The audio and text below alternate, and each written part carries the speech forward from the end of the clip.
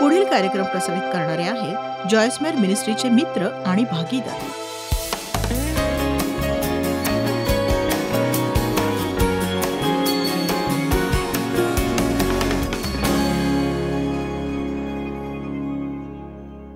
काय होतं जेव्हा तुमच्या जीवनात खूप गोंधळ असतो आणि पवित्र देव प्रवेश करतो, हा विचार मला आवडतो. बायबल म्हणतं, चोर येतो तो केवळ चोरी, घात आणि नाश करायला, पण येशू म्हणाला, मी आलो आहे. बघा, इथे आपल्याला पवित्र प्रवेश मिळतो. सैतान नाश करण्याचा भरघोस प्रयत्न करतो आणि येशू प्रवेश करतो या सगळ्यात आणि म्हणतो, मी तर त्यांना जीवनप्राप्ती व्हावी आणि ती विपुल प्रमाणात ओसंडून वाहणारी असावी म्हणून आलो. आणि एक सांगू का, आत्ता जर तुमच्या आयुष्यात सगळीकडे सर्वनाश, कंजूशी, काळजी, उदासी, संबंधातल्या काही समस्या किंवा मनाचा तुटलेपणा असेल, तर येशू आला तो तुम्ही तुमचं जीवन उपभोगावं. तुम्ही सतत तुमच्या समस्यांचा विचार करायची गरज नाही. आयुष्य उपभोगा दैवी अर्थव्यवस्थेप्रमाणे. देव हा पुनःस्थापना करणारा देव आहे. आपण स्तोत्रसंहिता 23 मध्ये वाचतो की तो पुनःस्थापना करणारा आहे. माझं मन मोडलेलं होतं. माझ्या वडिलांनी माझं शोषण केलं, आईने माझ्याकडे दुर्लक्ष केलं. मी ज्या मुलाशी लग्न केलं तो माझा पहिला नवरा दुसऱ्या बाईच्या नादी लागला, जो शेवटी तुरुंगात गेला. मी त्यावेळी 23 वर्षांची होते, मनाने पूर्ण मोडलेली होते. योग्य विचार मला माहीत नव्हता. सगळं चुकीचंच मला दिसायचं. माझ्या उद्दिष्टांचा अगदी विचका झाला होता. मला माहीत नव्हतं की मी द्यायला कसं शिकायला हवं, समर्पित कसं व्हायला हवं. मला इतकंच माहीत होतं मला काय हवंय आणि मला हव्या त्याच पद्धतीने गोष्टी व्हाव्यात, आणि तसं जीवन जगणं कठीण होतं. पण प्रामाणिकपणे सांगते की त्याने माझं जीवन पुनःस्थापित केलं. मला माहीतही नव्हतं, मी सांगूही शकत नव्हते कसे आभार मानायचे त्याने केलेल्या पुनःस्थापनेचे. आणि बघा, मला तुम्हाला आश्वस्त करायचंय की देव जे एखाद्याच्या जीवनात घडवतो ते कुणासाठीही तो करू शकतो. कुणासाठीही. तुम्ही तिथे पोहोचून ते कब्जात घ्यायचंय आणि विश्वास ठेवायचा आहे की देवाकडे सोडवता येणार नाही अशी कुठलीही समस्या नाही. आता बघू 1 योहान अध्याय 4 वचन 4. आधीच आपण हरवलंय, विजय मिळवलाय त्या ख्रिस्त विरोधकावर. सैतानावरही आधीच आपण सैतानाला हरवलंय. सैतानाला हरवण्याचा आपण प्रयत्न करत नाही आहोत, आधीच आपण त्याला हरवलेलं आहे. कारण जगात जो आहे त्यापेक्षा तुम्हात जो आहे तो मोठा आहे. बायबल सांगता आपण महाविजयी आहोत. त्याच्याद्वारे जो आपणावर प्रीती करतो. देव आपल्याला अनुकूल असल्यास आपल्याला प्रतिकूल कोण आहे? जेव्हा देवाशी तुम्ही जोडले जाता त्याची गणितं वेगळी असतात जगाच्या गणितापेक्षा. जगामध्ये तुम्हाला असू शकतात समस्या समस्या समस्या समस्या, आपत्ती, संकट, समस्या वाढत जातात आजवर तुम्ही पाहिलेल्या गोंधळापेक्षाही. थोडंसं इकडे लक्ष देऊया. देवाने जर आपलं खातं उघडलेलं असेल तर त्यामध्ये आपल्याला त्याचा हिशोब कसा असतो ते कळेल. जरा इकडे लक्ष दिलं तर मी काय म्हणते कळेल.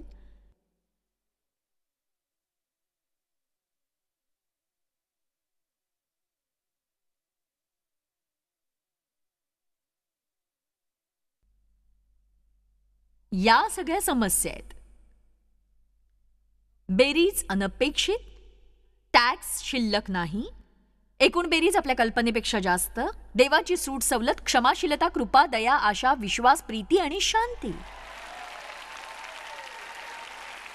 बेरीज चिंतामुक्ती, टॅक्स भरला गेलाय, एकूण बेरीज मुक्तता, एकूण बचत तुमचं आयुष्य. आमेन.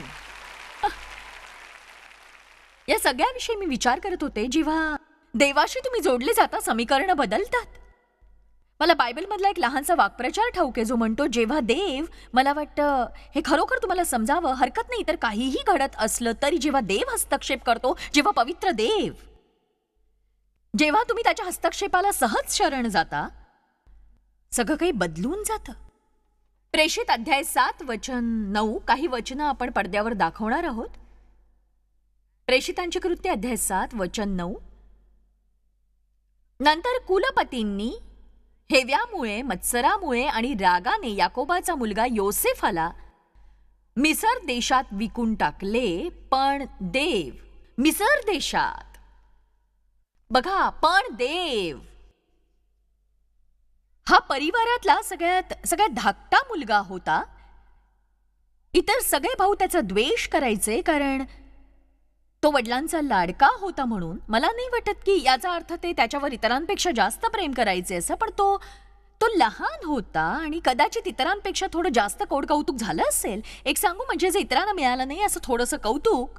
तुम्ही जाणता, जर तुम्ही धाकटे असाल तुमच्या भावंडांमध्ये, तर अगदी आयुष्यभर तुम्हाला ऐकावं लागतं, तुला सगळे काही मिळतं, आम्हाला मात्र कष्ट करावे लागतात त्यासाठी, तुला मात्र वाढलेलं ताट येतं पुढ्यात.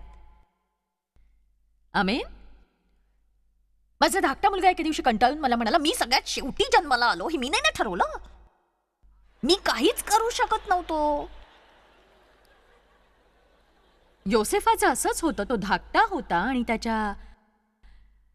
त्याच्या वडिलांनी त्याच्यासाठी सुंदर असा कोट बनवला होता. जेव्हा तो कोट घालत असे, मी सांगते, ते भाऊ जळफळत असायचे. ते रागाने वेडे झाले होते, द्वेषाने भरले होते. त्याला घेऊन गेले, गुलाम म्हणून व्यापाऱ्याला विकून टाकलं आणि परत येऊन त्यांनी वडिलांना असं सांगितलं की जंगली जनावरांनी त्याला ठार मारलं. ते त्याचा कोट घेऊन आले जो रक्ताने माखला होता. पण देवाची नजर होती योसेफावर. देवाने त्याला मदत केली. आपल्या जीवनात चमत्कार घडतो जेव्हा देव आपल्याला मदत करतो आणि एखाद्याची मदत केल्यास त्याचा विश्वास वाढत जातो. आयुष्यातल्या तुमच्या प्रत्येक दिवशी तुम्ही कबूल करायला हवी, प्रार्थना करायला हवी, जिथे कुठे मी जातो देव मला सहाय्यता करतोच आहे. एक सांगू का, देव तुमच्यासाठी दरवाजे उघडू शकतो इतके की तुमचं तोंड वाचलेलंच राहील. हो, तुमच्यासाठी खरा चमत्कार. गेल्या आठवड्यात माझा मुलगा म्हणाला, आपल्याला खूप मोठी मदत झाली भारतामधून. माझ्यावर प्रीती करणाऱ्या महिलेची खूप वरच्या पदावर नियुक्ती झाली आहे आणि तिने आमच्यासाठी खरंच दरवाजे उघडले सरकारी मार्गाने. आणि भारतातील एक नंबरचं राष्ट्रीय चॅनल होण्यासाठी. आणि सध्या आम्ही भारतात खूप काम करतोय, म्हणजे भारतातील पुष्कळ भागात आम्ही पोहोचलो. आणि आता या चॅनलद्वारे ते लवकरच दुप्पट होईल. लोकांपर्यंत आमचं पोहोचणं म्हणजे 1 अब्ज भारतातील लोकांपैकी आम्ही 850 कोटी लोकांपर्यंत पोहोचणार आहोत. आणि 16 विविध भाषांमध्ये हे प्रसारण होणार आहे. याला म्हणतात कृपा. आश्चर्य आहे ना.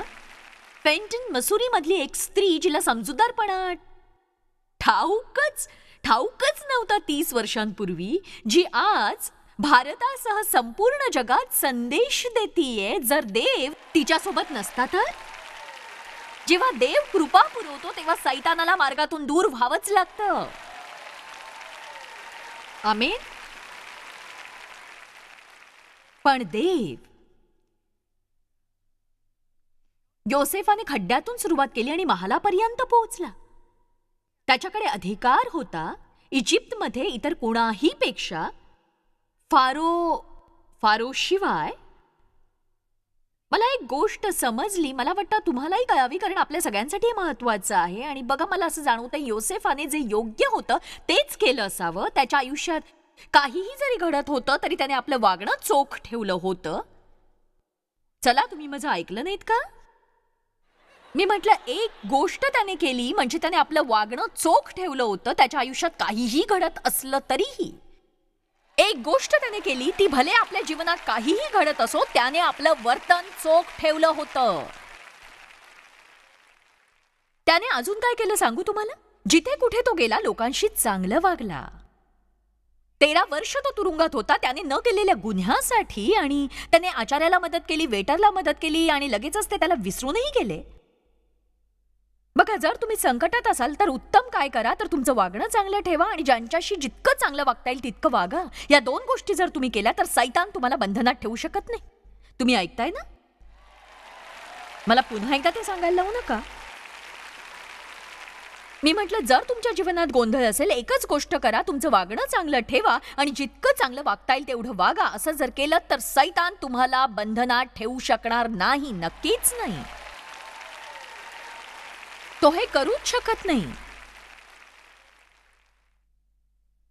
मला दानिएलच्या मित्रांची गोष्ट आवडते, शद्रक, मेशक आणि अबेदनेगो. आणि अरे बापरे, ही गोष्ट वाचल्यावर मी उत्साहित होते, त्यावर विचार केल्यानंतर सुद्धा, की खरंच हे खूप अद्भुत आहे. तुम्हाला जरा मला सहन करावं लागेल, कारण मला त्यावर बोलायचंच आहे.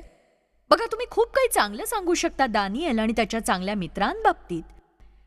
ते खरेपणात जपणारे होते, ते वचन पाळणारे होते, जे काही बोलायचे ते करत असत. ते त्यांनी केलेलं असायचं. योग्य असेल ते निश्चयपूर्वक करायचे, जरी त्यासाठी त्यांना त्रास सहन करावा लागला तरी. मला वाटतं आपल्या समाजाला इतर कशाहीपेक्षा याची जास्त गरज आहे आज. दानिएल 3 मध्ये सुरुवातीची काही वचनं मी तुम्हाला एका मिनिटात सांगते.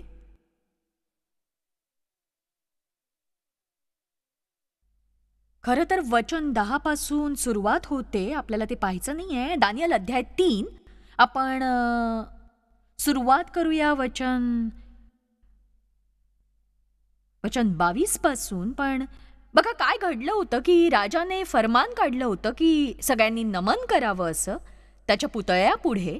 ते त्याच्याशिवाय इतर कुणालाही नमन करणारे नव्हते. पण शद्रक, मेशक आणि अबेदनेगो ही देवाला भिणारी माणसं होती. ते म्हणाले, आम्ही तसं करणार नाही. राजा म्हणाला की जो कोणी याला नकार देईल त्याला अग्नीच्या तप्त भट्टीमध्ये टाकण्यात येईल. आता बघा, जरा विचार करा, जर त्या ठिकाणी अग्नीची तप्त भट्टी असेल आणि जर तुम्हाला तिच्यापासून स्वतःला दूर ठेवायचंय, तर त्या पुतळ्यापुढे गुडघे टेकावे लागतील. म्हणून मला विचार करावासा वाटतो की आपणही जर त्यांच्यासारखे असतो तर. पाहूया काय घडलंय त्याकडे. राजाचा हुकूम अगदी सक्त असल्यामुळे, मी वचन 22 ची सुरुवात वाचतेय, राजाचा हुकूम अगदी सक्त असल्यामुळे ती भट्टी फारच तप्त केली होती. आणि म्हणून ज्या पुरुषांनी शद्रक, मेशक आणि अबेदनेगो यास तीजवर नेले, ते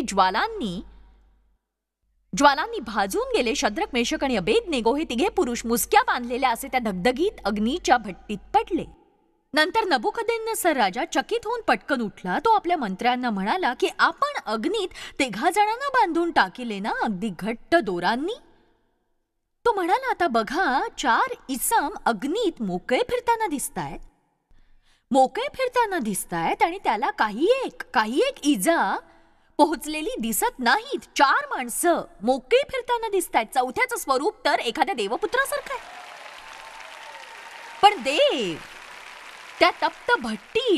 त्या भट्टीत त्यांच्या सोबत होता. आणि यातली ही गोष्ट मला आवडते की जेव्हा ते त्यांच्या आयुष्यातल्या कठीण प्रसंगात होते, त्याच वेळेला त्यांना त्यांच्या बंधनातून मुक्त करण्यात आलं. तुम्हाला वाटतं की इतक्या गोंधळात काही घडत नाहीये तुमच्या जीवनात? कदाचित कधी कधी तीच परिस्थिती वापरतो तो तुमच्या जीवनात तुम्हाला बंधमुक्त करण्यासाठी, परिस्थितीतून मोकळं करण्यासाठी. ते बांधले गेलेले होते, माघारी मुक्त होऊन आले.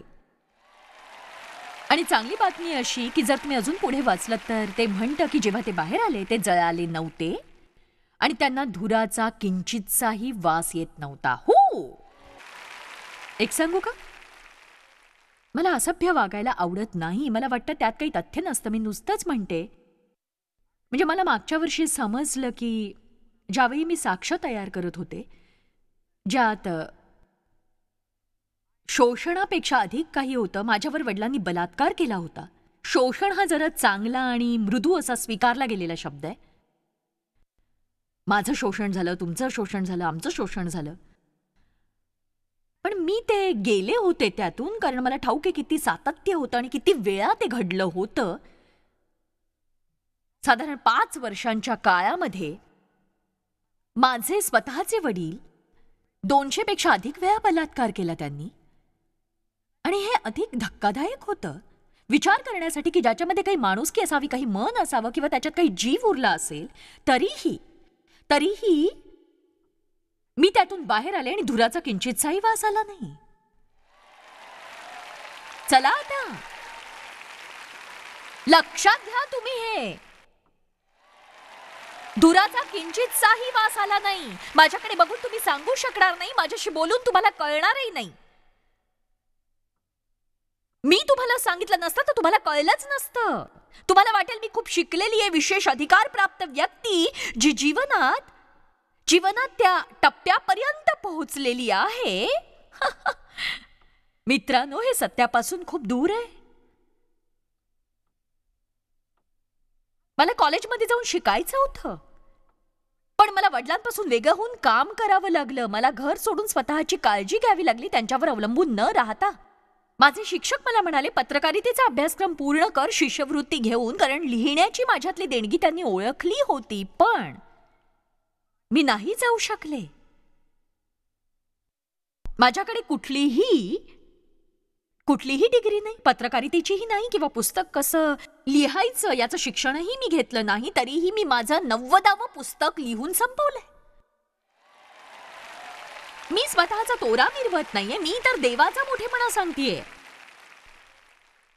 मी म्हणतेय की पण देवा, तू हे पाहतोयस, हरकत नाही. आता तू कुठे असते? जर तुम्ही त्याला प्रवेश करू दिलात, तो संपूर्णपणे जीवनाची पुनःस्थापना करू शकतो. हरकत नाही भूतकाळात तुम्ही काय केलं असेल. तुम्ही देवाला प्रवेश करू द्या. हरकत नाही भूतकाळात तुम्ही कसे वागले असाल. तुम्ही चांगला स्वभाव असण्याचं ठरवलं, कुणा दुसऱ्यासाठी आशीर्वादित व्हायचं असं ठरवलं आणि देवाला प्रवेश करू दिला, तर देव सगळं काही सुधारेल.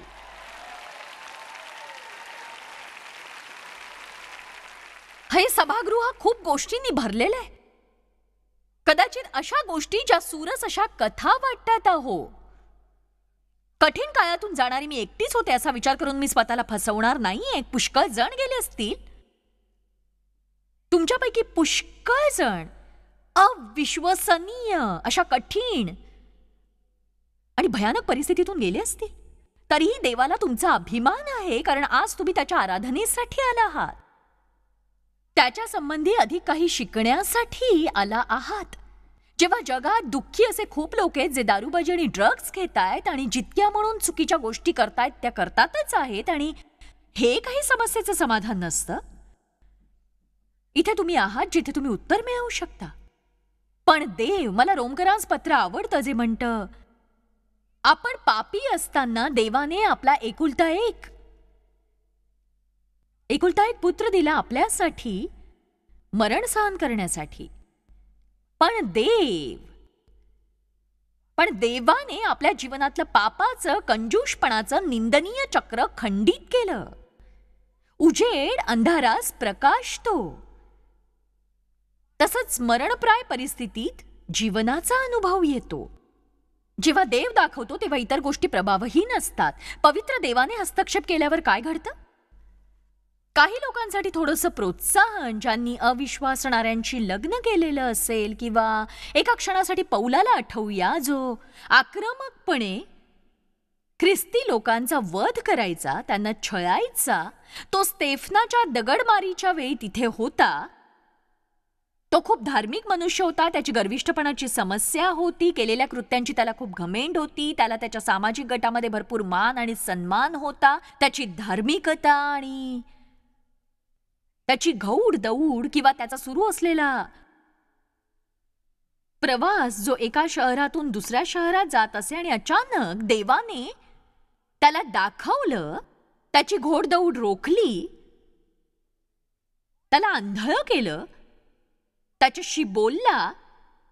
तुम्हाला नाही कळणार काय घडू शकतं तुमच्या आवडत्या लोकांसाठी जर तुम्ही प्रार्थना करत राहिलात तर. कारण एक सांगू, मला परवा नाही ते किती संकुचित आणि चिडचिडे असतील, देवाला कितीही नाकारत असतील, पण देवाने त्यांना दाखवून दिलं तर पवित्र हस्तक्षेप त्यांचं जीवन बदलवून टाकील, आणि ते लवकरच घडेल. आमीन. पण देव, मला नुकतंच सांगण्यात आलं की आमच्या ऑफिसमध्ये प्रथम क्रमांकाची प्रार्थनेची विनंती असेल तर ती आहे आवडत्या व्यक्तींसाठीची. कित्येक लोकांचं अंतःकरण त्यांच्या मुलांसाठी तुटत असतं, आणि त्यांनी केलेल्या लग्नामुळे त्यांची आई, वडील, बहीण, भाऊ, मित्र सगळे दुःखी होतात. आणि बघा, देवामध्ये तुम्हाला काय मिळू शकतं हे कळलं तरी देखील जर लोक दयनीय जीवन जगत असतील, तुम्ही त्यांच्यापर्यंत पोहोचू शकत नसाल, तर एक सांगू का, देव करू शकतो. देव ते करू शकतो. दैवी हस्तक्षेपासाठी प्रार्थना करा. देवा, आमच्या जीवनात दैवी हस्तक्षेप होऊ दे. असं काही कर जे केवळ तूच करू शकतोस. आपण बघूया 2 कोरिंथ अध्याय 7 वचन 5 आणि 6. 2 कोरिंथ अध्याय 7 वचन 5 आणि 6. आम्ही नासेदोनियात आल्यावरही आम्हाला शारीरिक स्वस्थता अशी नव्हतीच. आता बघा, आम्ही चहूकडून गांजलेलो होतो. प्रत्येक वळणावर संताप आणि विवाद आणि झगडे आणि भांडणं, तरकट आणि आतील भीती. अगदी दयनीय स्थिती होती. पण देव आहे. मी एक सांगते, देव नसेल तर आपण काहीही करू शकत नाही, हे लक्षात घ्या तुम्ही आज. पण देव आहे जो धैर्य, समाधान, प्रोत्साहन, ताजेपणा देतो, दुःखी लोकांना आनंद देतो आणि बुडणाऱ्यांसाठी आरामदायी प्रोत्साहन, ताजेपणा, सौख्य हे आम्हा स्थिताच्या येण्याने मिळाले. ते हताश, निराश होते, भयभीत होते, घाबरलेले, हतबल असे झाले होते. पण देव आहे. एक सांगू का, तुम्हाला जेव्हा प्रोत्साहन हवं असतं आणि कोणी तुम्हाला प्रोत्साहन देत नसेल, त्यांच्यावर चिडू नका तुम्ही. मी खूप वर्ष तसं केलं. मला प्रोत्साहनाची गरज होती. लोकांना नेहमी नसतं माहीत कधी तुम्हाला प्रोत्साहन हवंय आणि त्यावेळेला कसं देता येईल. इतकंच नाही, प्रोत्साहनाच्या गरजेखातर ते कुठेतरी दूर जाऊन बसतात. ते तुमच्याकडे बघून रविवारी सकाळी स्मितहास्य देतात, प्रभूची स्तुती असो असं म्हणतात. याचा अर्थ त्यांना समस्या नाही, तसं नाही. मी सुद्धा चर्चला जाताना एक मुखवटा परिधान करून जायचे वर्षानुवर्ष. ठीक आहे, प्रभूची स्तुती असो, देवाचा महिमा असो, आभारी आहे, शिव आमेन आमेन. आणि घरी परतताना नवऱ्याशी भांडत घरी यायचं. एक सांगू याचा अर्थ काय? मी शिकले देवाकडे जायला. देवा, मला प्रोत्साहनाची गरज आहे. मला गरज आहे कुणीतरी माझं कौतुक करण्याची. ज्या कशाची मला गरज आहे, मी देवाकडे जाऊ शकते आणि त्यासोबत मला तो अद्भुत रीतीने ते देऊ शकतो, कुणा व्यक्तीद्वारे. पण मी शिकले देवशी भांडत राहायचं, मित्रांशी भांडत राहायचं, कारण ते मला हवं तसं वागत नाहीत. याने माझ्या समस्या कधीही सुटणार नाहीयेत. आपण आपल्या गरजांच्या पूर्ततेसाठी लोकांकडे बघणं थांबवलं पाहिजे आणि देवाकडेच पाहायला हवं. देव आपल्या गरजा पुरविल नेहमीच लोकांद्वारे. पण त्याला राग येतो जेव्हा आपण त्यांच्याकडे जातो त्याच्याकडे जाण्याऐवजी. या आठवड्यात कुणाला तरी मुक्त करण्यासाठी एवढं योग्य आणि पुरेसं आहे. तुम्ही घरी जाऊ शकता, तुम्हाला हवं ते मिळालेलंही असेल. कारण तुमच्यापैकी कुणीतरी कुणावर तरी सतत चिडलेले असतात, कारण तुम्हाला जसं हवं तशी समोरची माणसं नेहमीच वागत नाहीत म्हणून. तुमच्या आनंदासाठी दुसऱ्याला जबाबदार धरू नका, केवळ आनंदी व्हा. तुम्ही तसं करतानाही आनंदी राहू शकता. आमेन. पण देवाच्या इच्छेनुसार करताना प्रेषिताला तुरुंगात जावं लागलं. पण देवाने देवदूत पाठवला आणि दरवाजा उघडला. आशीर्वाद नेहमी संमिश्र असतात संकटांसोबत. जेव्हा आपण देवाची सेवा करतो, योग्य ते करणं जरा कठीणच असतं आणि तुम्हाला योग्य तो निकाल मिळत नाही. जेव्हा शद्रक, मेशक आणि अबेदनेगो जेव्हा तप्त भट्टीत होते, ती आधीच तप्त होती. ते आत जाण्यापूर्वीच ती भट्टी करता येईल तेवढी तप्त केली होती. आणि जेव्हा त्यांनी नमन करण्यास नकार दिला, जे खरं तर बरोबर होतं, बायबल सांगतं राजाने त्या भट्टीचं तापमान अजून 7 पटीने वाढवलं. मी माझ्या जीवनात पुष्कळदा योग्य काही करायला जाते, त्यावेळी असं वाटतं की मी एकटीच आहे या संकटाचा सामना करणारी. अशा प्रसंगात सापडल्यावर काय कराल तुम्ही? केवळ देवावर विश्वास ठेवायचा की त्याचा वरदहस्त आपल्यावर आहे. त्याला ठाऊक आहे आपण काय करतोय आणि कदाचित त्याला तुमच्याकडून काही कार्य करून घ्यायचं असेल. तुमच्या जीवनाला कलाटणी देण्यापूर्वी तुमच्या गरजेनुरूप विश्वास ठेवा. अगर नाही, देव भट्टीचा उपयोग करत असतो आपल्या जीवनातील बंधनं सैल करण्यासाठी. सगळं काही सुरळीत सहज असताना आपली वाढ होत नाही. तुमच्या भरघोस प्रतिसादाबद्दल धन्यवाद. भट्टीमध्ये ते मोकळे होते, ते बंधनातून मोकळे झाले होते जेव्हा ते त्या भट्टीत होते. कुणी ऐकतंय का माझं? ते सोफ्यावर झोपून डोनट्स खात टीव्ही बघत नव्हते. ते भट्टीमध्ये मोकळे होते. ते मॉलमध्ये शॉपिंग करत नव्हते. ते भट्टीमध्ये मोकळे होते. मला खूप वर्ष लागली हे समजण्यासाठी की माझे विचार हेच माझे मोठे शत्रू आहेत. पुष्कळ काळापर्यंत ते माझे उत्तम मित्र होते. माझ्या जीवनातल्या शौलाला माझ्यातला शौल सापडला. आणि जर तुम्हाला बायबलमधला शौल माहित नसेल, खरं तर त्या संदेशासाठी आता वेळ नाही. पण देव नेहमीच तुमच्यासोबत असे लोक ठेवत नाही जे तुम्हाला हवे असतात, तुमच्या मनाप्रमाणे वागणारे. कधी कधी देव तुमच्या भोवती असे लोक ठेवतो जे तुमच्याशी फार चांगले वागत नाहीत. आणि मग तुम्हाला कळतं तुमच्या आत काय आहे. आपल्याला समजण्याची गरज असते आपण कशातून जात आहोत याची. देवाची आपल्या आयुष्यासाठी योजना असते, ती आपल्या कल्पनाशक्तीपेक्षा कितीतरी मोठी असते. आणि देवाच्या पवित्र हस्तक्षेपासाठी आपण प्रार्थना केली पाहिजे जीवनात आणि आपल्या समस्यांमध्येही. हा संपूर्ण आठवडा विशेष भर हा नात्यांच्या पुनर्स्थापनेवर दिला जाणार आहे. खरं तर बुधवारी संबंध मिनिस्ट्री या क्षेत्रातील आमच्या भागीदारांसाठी आणि मित्रांसाठी प्रार्थना करणार आहे. जर तुमचे काही नातेसंबंध नसतील, जर तुम्ही एकटे असाल किंवा जर तुमच्या नात्यात काही वाईटपणा असेल तर तुम्ही दयनीय व्हाल. आपल्याला नात्यांची गरज असतेच. आपण खात्री करावी की ती योग्य, सुदृढ, चांगली आणि संतुलित अशी नाती असतील. लोकांशी असलेले नातेसंबंध कसे सुधारायचे ते शिकायला लागा. तुमचा दिवस आनंदाचा जाओ. जॉयस मेयर मिनिस्ट्रीज करता तुम्ही खूप मौल्यवान आहात. आम्हाला तुमचं कौतुक आहे आणि जगभरामध्ये हे सेवा कार्य शक्य करण्याकरता आम्ही आमच्या मित्रांचे आणि पार्टनर्सचे आभारी आहोत. आम्ही एकत्रितपणे भुकेल्यांना खाऊ घालतो, गरिबांना वस्त्र देतो आणि राष्ट्रांना सुवार्ता सांगतो. तुमच्या प्रार्थनेच्या विनंती करता आमच्याविषयी आणखी माहिती मिळवा. जॉयसच्या कॉन्फरन्सच्या तारखा पहा आणि ख्रिस्ताची प्रीती जगभरामध्ये पसरवण्याकरता आमचे सहभागी व्हा. याचा सर्व खर्च जॉयस मेयर मिनिस्ट्रीचे मित्र आणि भागीदार करत आहेत.